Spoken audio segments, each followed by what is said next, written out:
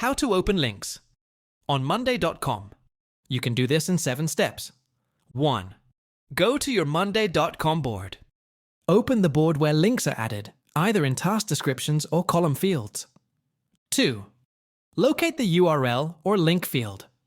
Find the link column, task description, or comment section where the hyperlink is placed. 3. Click on the link. If it's a standard hyperlink, clicking it should open the destination in a new tab. Check for URL formatting issues.